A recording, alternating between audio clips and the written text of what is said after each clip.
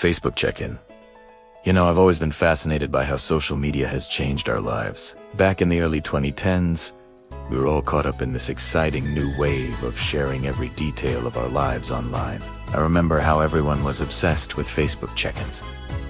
That little feature that lets you broadcast your location to the world. But let me tell you about one check-in that went hilariously wrong in South Wales.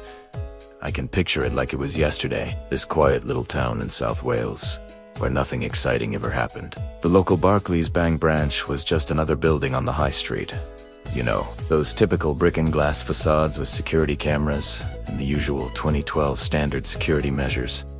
I used to walk past it every day on my way to work. Now, let me tell you about our protagonist. I'd seen him around on Facebook. Always active, always posting. One of those people who couldn't eat a sandwich without sharing it online. His preparation for what he was about to do, well, let's just say planning wasn't his strong suit. The fatal status update. I'll never forget reading that status. Doing something sneaky.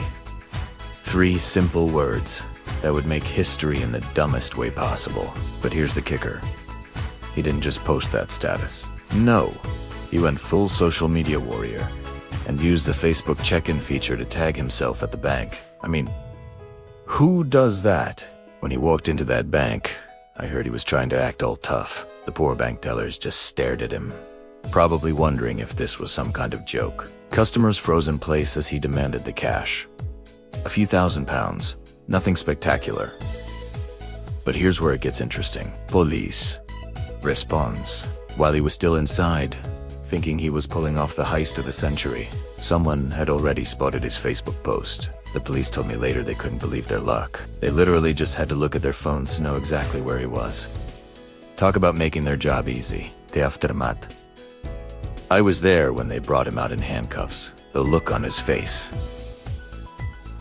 Priceless. He couldn't understand how they'd caught him so quickly. The judge wasn't too impressed either, and let us just say he had plenty of time to think about his social media habits behind bars. Social media impact. The story spread like wildfire.